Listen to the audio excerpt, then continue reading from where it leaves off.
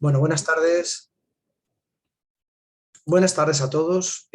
Lo primero que tengo que hacer es un par de aclaraciones. En primer lugar, quiero agradecer a todos los organizadores de estas jornadas y en especial a la doctora Pilar Giraldo, gran amiga, la invitación a participar con todos ustedes o estar con todos ustedes en este foro de discusión de cosas nuevas en enfermedades raras.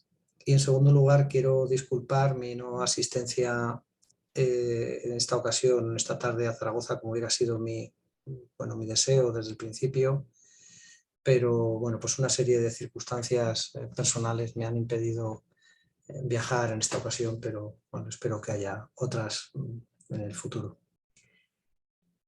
La charla de hoy en un principio me pareció un poco curiosa, viniendo de una sociedad como de una fundación como FETER y de enfermedades raras, porque yo tengo mucha vinculación por una serie de cuestiones, porque llevo enfermos con enfermedad de Gaucher, y yo decía que no tengo ningún tipo de datos o de aportaciones que hacer en esta enfermedad, fuera de intentar hacerlo lo mejor posible con mis enfermos.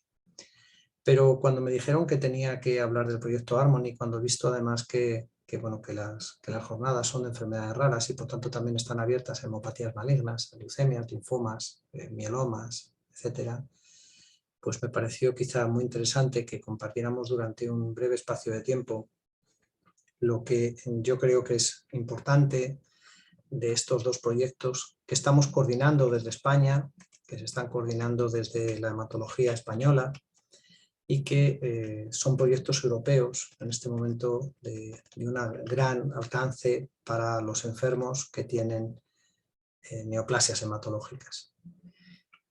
Antes de empezar a hablar del proyecto Harmony, quisiera dar una serie de pinceladas de cómo o cómo entendemos en la actualidad o cómo llegamos al concepto de Big Data. Porque este es un concepto del que se habla cada vez más, que no sabemos si realmente está, si no está, si va a venir, si se le espera, si no se le espera. Bueno, pues todo esto tiene como todo una serie de pasos, una serie de procesos para entenderlo.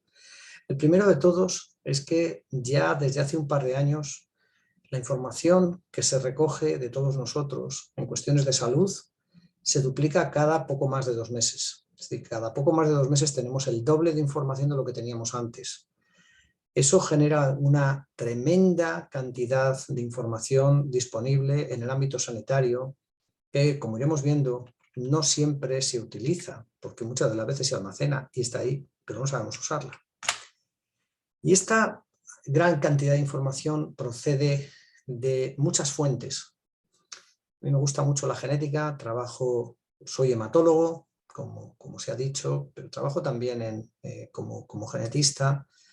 Y una fuente de información importante es todos los datos que vienen de la secuenciación del genoma humano, que como probablemente hayan oído, lo hemos terminado realmente de secuenciar y de conocer perfectamente su alineación, su secuencia, no hace más de 2 meses, pero que en la actualidad cada vez más disponemos de información y de datos de muchos millones de personas. Concretamente en el 2025 va a haber 5 millones de ciudadanos británicos secuenciados y en este año se espera que haya ya 1 millón de europeos secuenciados, lo cual genera una tremenda cantidad de datos.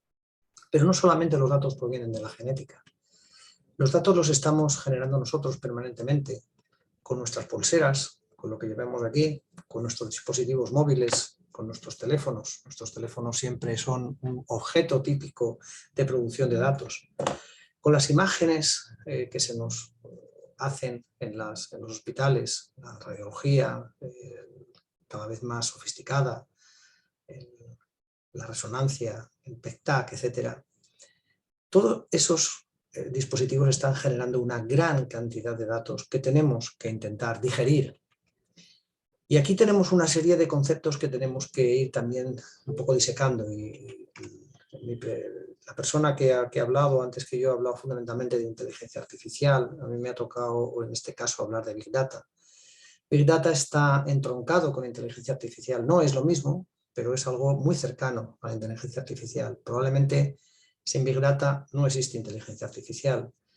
Y todavía la inteligencia artificial, por tanto los Big Data en cierto modo, está salpicada o llena de retos, de oportunidades y también está asociada a una serie de progresos, fundamentalmente los campos de la radiología, de la anatomía patológica y de la oftalmología.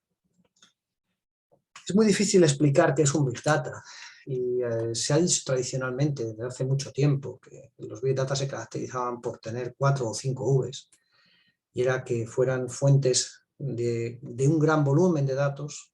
Si yo manejo millones de personas, los datos de millones de personas, estoy hablando de Big Data, pero también que esos datos tengan muchas formas distintas de presentación. A lo mejor no necesito tener 1 millón de personas y me vale con tener 1000 personas, pero tener una serie de datos un poco heterogéneos, un poco distintos, muy variables, y por tanto eso también son Big Data. Big Data y su análisis está asociado a la velocidad, es decir, es necesario que podamos procesar esos datos en unos contextos para que se facilite su análisis y que al final produzcan resultados que sean veraces. Algunos han añadido otra V, que es la V de valor, es decir, si no generan valor, probablemente pues no se puede considerar Big Data. Yo me gusta muchas veces también añadir que sean datos válidos, que sean datos que estén validados por diferentes fuentes para que lo que podamos decir de una fuente sea aplicable a otra fuente. Y eso es muy importante y eso es una característica de la validación que no siempre tenemos en los Big Data de momento. El siguiente paso de los Big Data, que es lo importante y del que también se ha hablado en la charla anterior, es que los Big Data sirven para hacer predicciones. Y aquí es donde empieza a tener este valor, este aspecto de que todo esto tiene que tener un valor. Y estas predicciones nos afectan en el campo de la salud, o nos pueden empezar a afectar en el campo de la salud, y de hecho se están haciendo muchos avances, como vamos a ver ahora, pero si un Big Data nos sirve para superar el conocimiento que tenemos hasta ahora, pues no tiene mucho sentido trabajar en Big Data. Y alguien puede pensar, bueno, todo esto debe ser cosas del Internet, ¿no? O de la televisión. Yo diría, ¿realmente el Big Data ha cambiado o está cambiando nuestra vida? Voy a poner 3 ejemplos simplemente. Hasta hace unos 12 o 14 años, cuando había una crisis bursátil como la que estamos atravesando en este momento, en la televisión siempre aparecían estos señores vociferando, fundamentalmente en Wall Street, o en Frankfurt, o en la City de Londres. Ahora ya hay crisis bursátil y no los vemos vociferar. Cuando queríamos saber el pronóstico del tiempo, los que ya tenemos una cierta edad acudíamos a ese señor que está puesto ahí abajo a la derecha, que nos hablaba del anticiclón de las Azores. Todavía seguimos teniendo personas que predicen el tiempo cada vez se predice mucho mejor. Y cuando queríamos manejarnos por una gran ciudad, una ciudad con metro, pues teníamos que llevarnos su papelico ahí para ver qué tipo de línea queríamos utilizar. Hoy por hoy nos manejamos en el metro generalmente sin papelillo y exclusivamente utilizando Google Maps. Es decir, que los Big Data han acabado con todo eso, porque hoy por hoy las transacciones bursátiles se hacen basadas en algoritmos matemáticos. La predicción del tiempo se hace basada en una gran cantidad de datos que tienen los satélites y cada vez más utilizamos Google Maps. Todo eso es Big Data. Y uno podría decir, los Big Data, vale, están en la sociedad, pero no están aplicándose en salud. Bueno, pues aquí voy a traer simplemente unos ejemplos de cómo la agencia reguladora americana, que se llama FDA, que es la que maneja toda la aprobación de las metodologías que deben aplicarse en la salud en Estados Unidos, ya tiene aprobados 350 sistemas basados en inteligencia artificial, por tanto basados en Big Data. Y eso es algo que está salpicando cada vez más la esfera y está promoviendo el desarrollo de especialidades como la cardiología, como la oftalmología o como la neurología. Un poquito menos en el caso de la hematología. Bueno, pues lo importante que tenemos que ver es cómo esos Big Data se deben utilizar, se deben usar para que para que se puedan aprovechar en mejorar la salud. Si nosotros somos capaces de analizar la variación que existe en las grandes bases de datos, si identificamos las mejores prácticas clínicas, podremos optimizar el tratamiento y eso hará que todos ustedes, como enfermos, mejoren, porque podremos diagnosticar mejor, podremos pronosticar mejor, podremos dar mejores tratamientos. De modo que la idea brillante, y aquí ya, claro, pues como tenemos tanta evolución, no se puede poner una bombilla ya de wolframio, de tungsteno, porque ahora ya pues habría que poner una bombilla LED, por eso he intentado poner ahí una bombilla con un cerebro. La idea brillante sería si pudiéramos utilizar todo ese arsenal de datos previos que estamos almacenando, juntarlos, armonizarlos, es decir, que esos datos tuvieran la misma textura, la misma calidad de datos, y después pudiéramos juntarlos todos ellos para que pudieran analizarse de una manera conveniente. Bueno, pues eso es lo que hemos intentado hacer en el proyecto Harmony, pero además nos hemos planteado una cosa más, y es que en esta plataforma, en este proyecto, no solamente contamos con datos de ensayos clínicos que nos pueden dar una realidad más o menos distorsionada a nivel clínico. Hay que tener en cuenta que para que un enfermo pueda entrar a un ensayo clínico es necesario que cumpla muchísimos criterios de inclusión y que no cumpla los criterios de exclusión, y son generalmente muy selectivos los ensayos clínicos. Esos ensayos pues, permiten generalmente tener enfermos jóvenes con un estado, digamos, bastante bueno, pero ya no contemplan tanto los niños, no contemplan tanto los ancianos. Esos datos de niños, de ancianos, de enfermos que ya no son menos enfermos, son lo que llamamos los datos de la vida real, lo que ocurren habitualmente. Todos ustedes son enfermos de la vida real. Muy pocos de ustedes han participado o han entrado en un ensayo clínico. Si además tenemos los datos de la experiencia del enfermo, es decir, si se encuentra bien, si se encuentra mal, si se encuentra a gusto, todo lo que son la experiencia vivida por los enfermos, los datos fundamentalmente de calidad de vida, eso nos proporcionará una mejor visión de la realidad del enfermo. Y pues eso es lo que hemos hecho en la plataforma Harmony, eso es lo que estamos haciendo en la plataforma Harmony. En este momento Harmony es una alianza de dos proyectos, Harmony y Harmony Plus, que bueno, pues tengo el honor de coordinar, en este caso con la ayuda del doctor Guillermo Sanz, del Hospital de la Fe de Valencia, en el cual desde España estamos coordinando un gran proyecto de investigación, en el cual lo que estamos es demostrando el gran potencial que tiene el uso de los Big Data para mejorar los enfermos que tienen hemopatías malignas. Para eso lo que ya hemos hecho es establecer una plataforma unificada de Big Data a nivel europeo.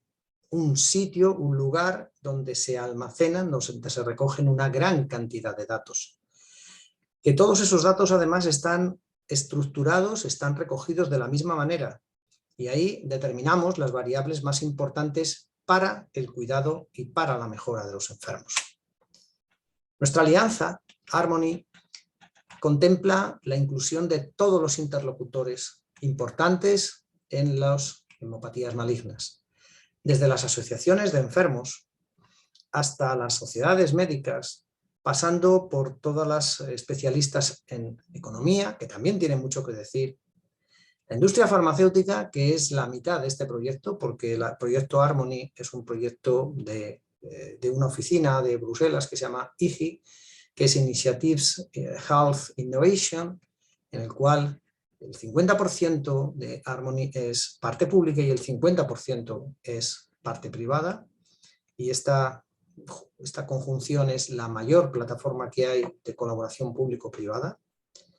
También tenemos actores políticos, agencias pagadoras, cuerpos que se llaman HTAs, que son los cuerpos que asesoran a los gobiernos a la hora de decidir si un fármaco es útil o no es útil, miembros de la academia, hospitales, agencias reguladoras de medicamentos y también los clínicos. Pero lo más importante aquí es que siempre este proyecto está centrado en el enfermo, está centrado en ustedes. Sin el enfermo, este proyecto no tiene ningún tipo de sentido. La alianza Harmony no existiría. Por tanto, tenemos que Harmony es la primera y más grande colaboración público-privada de Big Data en hematología, y además está coordinada, está dirigida desde España. Integra a más de 400 profesionales en el ramo y a más de 100 organizaciones de 18 países. Contamos también con la presencia activa de 9 organizaciones europeas de enfermos, lideradas por Leucanet, que es además coordinador de los dos grupos de trabajo importantes, tanto en Harmony como en Harmony Plus. Estamos recogiendo información de 14 tipos distintos de hemopatías malignas. Nos hemos planteado llegar a un número de 100.000 enfermos y de hecho ya hemos identificado potenciales enfermos más de 110.000. Y estos datos son anonimizados y están trabajándose a nivel de proyectos. Es muy importante destacar aquí un punto, y es que todos los datos que tenemos en Harmony están bajo la supervisión, bajo el amparo de toda la reglamentación europea al efecto. Existe una normativa europea que es la GDPR, que es la normativa de regulación de cómo pueden compartirse los datos, que se desarrolló en España en una ley orgánica, que es la Ley Orgánica de Protección de Datos de carácter personal. Bueno, pues todos los datos que tenemos recogidos están de acuerdo con esta ley, y estos datos se recogen en un proceso que es muy largo, muy complejo, a veces tedioso, pero para que un dato se integre dentro de la plataforma y se pueda analizar, y simplemente para mostrarles lo complejo que es, pero para garantizar que ninguno de los enfermos que están incluidos en la plataforma pueda ser reidentificado bajo ningún concepto, lo que tenemos es una serie de filtros, una serie de barreras que impiden esa reidentificación del enfermo. Pasamos por un tercero de confianza que elimina todo tipo de etiqueta que permita o que pudiera permitir identificar al enfermo, y una vez que el dato está en la plataforma pasa una serie de controles de calidad para asegurar esa correcta anonimización y también para asegurar que los datos de ese enfermo tienen valor, tienen una calidad suficientemente importante y pueden ser sometidos a un proceso de armonización acorde con las características de calidad del proyecto. Como decía, de momento hemos identificado más de 110.000 datos. Estos son datos de febrero del 22. En 3 meses las cifras siempre cambian. Probablemente estamos aproximándonos ya a los 120.000 enfermos. Datos que proceden, o enfermos que proceden de todas las naciones europeas. Y aquí quiero hacer una salvedad, y es que en el proyecto Harmony Plus, que es un poquito posterior a Harmony, ya contamos con la participación, o hemos abierto las fronteras a todo el mundo, y contamos con la participación ya de enfermos de Estados Unidos, de Sudamérica, de Australia, y recientemente también hemos firmado algunos convenios de colaboración con enfermos procedentes de China y de Japón. De esos datos ya están transferidos y por tanto disponibles para su análisis en la plataforma más de 60.000. En la actualidad estamos acercándonos a los 65.000 enfermos de muchas enfermedades. Y como ven aquí, el aumento de los casos, tanto de los casos identificados en verde como de los casos transferidos en azul, va siguiendo una progresión que afortunadamente no ha sido muy afectada, no se ha visto muy afectada por la pandemia en estos últimos 2 años. Simplemente para que se den un poco una idea de cuál es la cantidad de datos que tenemos, por ejemplo, en el caso de la leucemia linfática crónica hemos recogido información de 3.463 enfermos, y aquí están recogidos los diferentes tipos de información, de evolución, del tratamiento, del diagnóstico en azul, calidad de vida en verde. Los blancos son datos perdidos. Como ven, prácticamente ningún dato está perdido. De casi todos los enfermos tenemos toda la información. En el caso del mieloma nos falta algún dato más, pero también tenemos una buena cantidad de información de más del 60% de las variables en este momento, más de 10.000 enfermos. Casi 11.000 enfermos con mieloma están recogidos en la plataforma Harmony. Además de esto, estamos llevando a cabo una serie de estudios que son los estudios Delphi o los programas Delphi, que lo que nos sirven es para programar cuáles son las variables de interés. Hasta ahora los estudios Delphi se han centrado fundamentalmente en la opinión que tienen los clínicos, los médicos. En Harmony lo que estamos abriendo es esa perspectiva también a los enfermos, y los enfermos fundamentalmente insisten en que quieren que se recojan los datos que les importan realmente, que os importan, que les importan a ustedes, que son los datos de los resultados o de lo que les pasa a los enfermos, lo que llaman los PROs. Estos datos son muy importantes, pero hasta ahora hay muy poca información acerca de ellos y es necesario crear una cultura muy importante acerca de cómo debemos recoger estos datos y de por qué debemos recogerlos, y de sistematizar estos datos, que muchas de las veces son de calidad de vida, pero no siempre son calidad de vida. Hemos hecho estudios o encuestas tipo Delphi en todas las enfermedades. En la actualidad estamos terminando las de hacer en leucemia amiloide crónica y en neoplasias mieloproliferativas. En Harmony funcionamos por proyectos, porque entendemos que es importante recoger datos que sirvan para responder a una pregunta en concreta. En Harmony Plus hemos abierto esa perspectiva a trabajar ya no solamente por proyectos, sino también a recoger datos, digamos, más como registro, de manera que estamos integrando algunos registros nacionales de enfermedades hematológicas importantes, relevantes, como registros de mieloma o registros de síndromes mielodisplásicos. En este caso o en este punto la función del Grupo Español de Síndromes Mielodisplásicos ha sido muy importante y disponemos hoy por hoy de una gran cantidad de enfermos procedentes del registro español. Como digo, tenemos más de 20 proyectos activos. Recientemente hemos aprobado 2 proyectos en leucemia aguda mieloide y leucemia mieloide crónica y 3 proyectos más en revisión en mielodisplásicos y leucemia aguda mieloide. Por tanto, la plataforma que hemos creado de Big Data es un repositorio grande, muy grande, central, con datos anonimizados de los enfermos que tienen hemopatías malignas, en la cual lo que estamos aplicando son los métodos de análisis más avanzados, de Machine Learning, de inteligencia artificial, de los que se ha hablado en la presentación anterior, aparte de las metodologías clásicas de análisis de supervivencia, que evidentemente también tienen que realizarse. ¿Y cómo se analizan o cuál es el camino conjunto? ¿Cómo funcionamos? Bueno, pues en primer lugar, como hemos dicho, estos Big Data se armonizan. Después de armonizarse, si faltan algún dato, que siempre suele faltar algún dato, por muy buenos que sean las bases de datos, se imputan los datos que faltan, se seleccionan las variables que se tienen que analizar y a partir de ahí se generan modelos estadísticos y se producen soluciones clínicas. Y aquí es donde quiero llegar, y quiero llegar al final de la presentación fundamentalmente enseñando 2 ejemplos. Yo creo que al final, como decimos en nuestro idioma, el movimiento se demuestra andando, y si no tenemos buenos ejemplos, no vamos a poder entender para qué sirve todo esto. Voy a poner 2 ejemplos, uno de leucemia aguda mieloblástica y otro de mieloma múltiple. En leucemia aguda mieloblástica tenemos más de 20.000 casos transferidos desde 14 grupos de investigación, desde 14 grupos en los cuales están integrados los mejores grupos cooperativos que hay en leucemia aguda mieloide en nuestro continente, en Europa. Aparte de eso, tenemos también la colaboración de algunos datos procedentes de la industria farmacéutica, en este caso de Pfizer y de Novartis.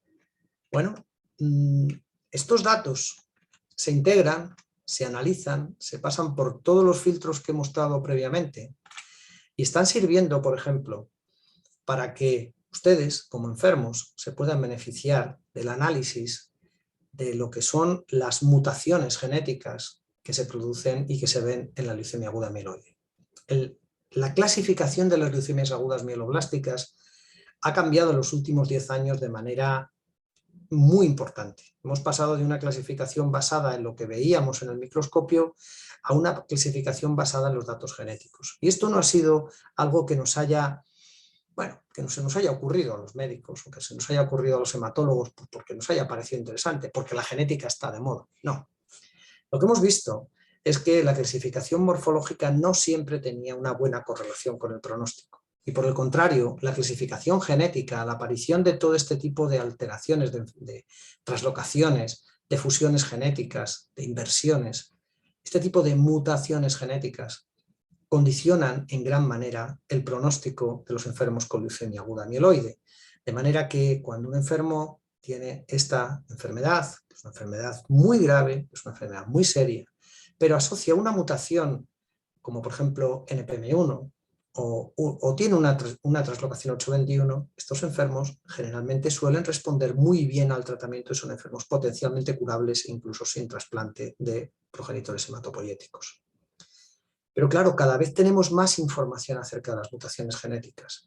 Cada vez conocemos cuántas que se producen en un enfermo con leucemia aguda mieloide, muchas mutaciones.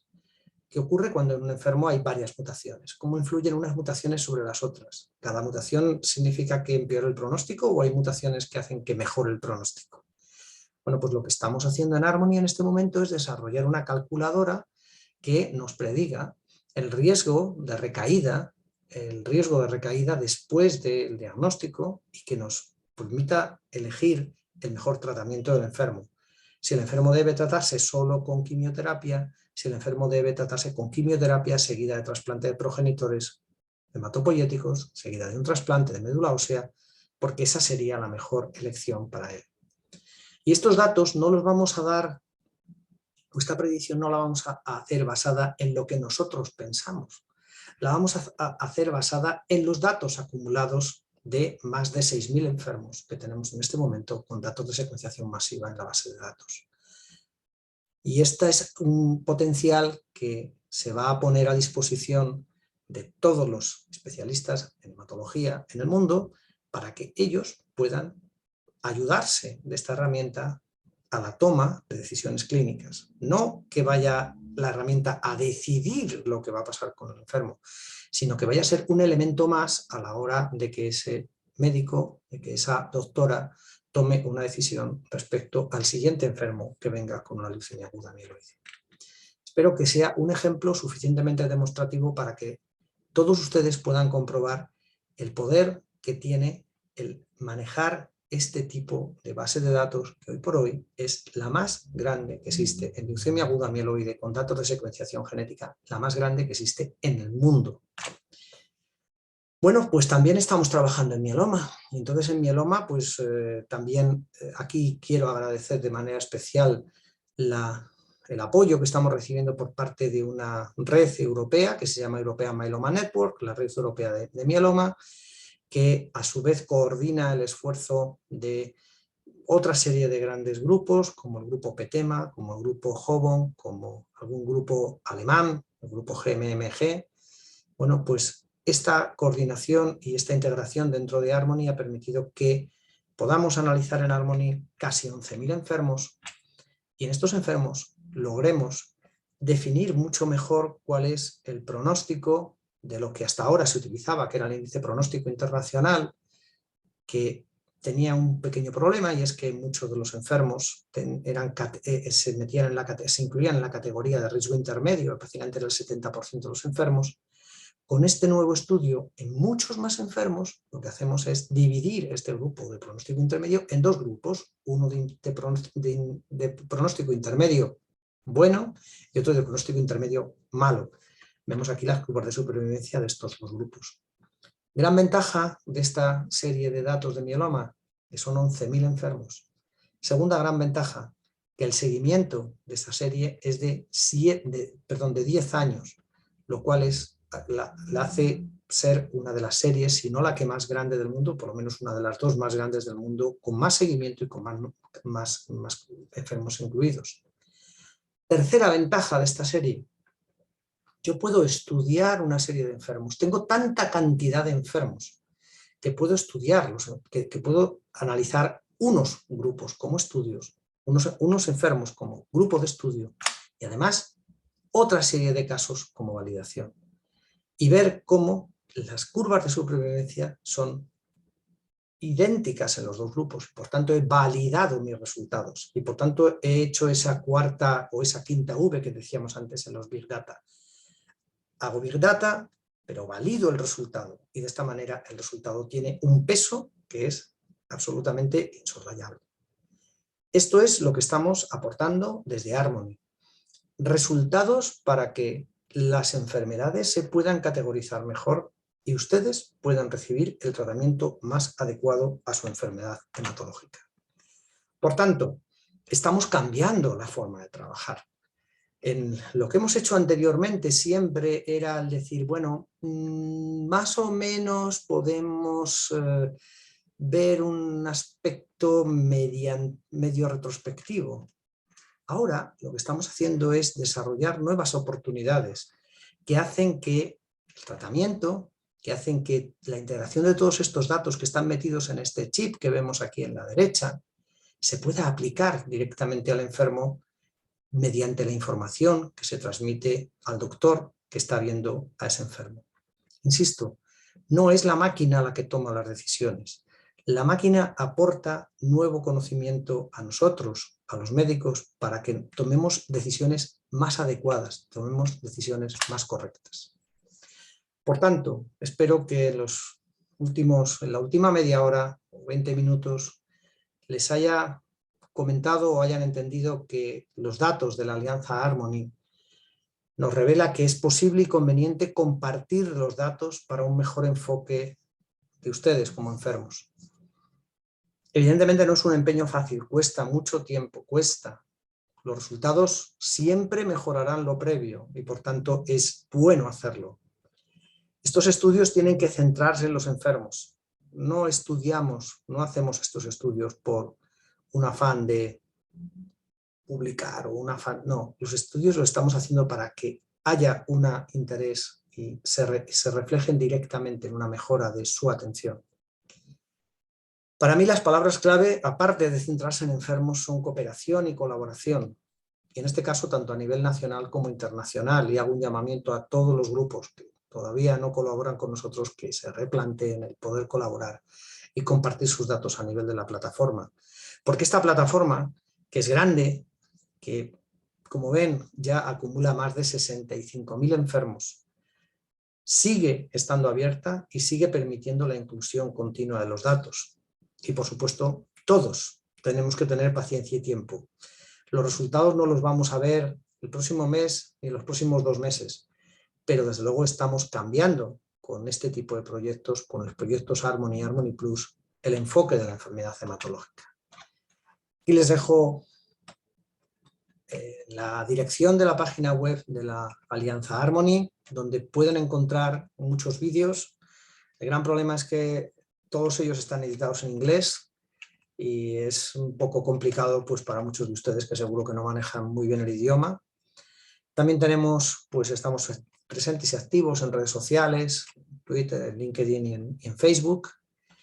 Y bueno, pues esta es una imagen de cuando podíamos reunirnos y nos reuníamos masivamente. Por ejemplo, en el año 17, que tuvimos un mitin excelente en Berlín, en la segunda Asamblea General, pero después hemos seguido también participando y reuniéndonos en varias reuniones y siempre con una muy ganas de tratar, de colaborar, de estar presentes todos juntos, porque creo que el esfuerzo merece mucho la pena y porque creo que ustedes, como enfermos, que lo dan todo y que nos dan siempre la oportunidad de mejorar, se lo merecen.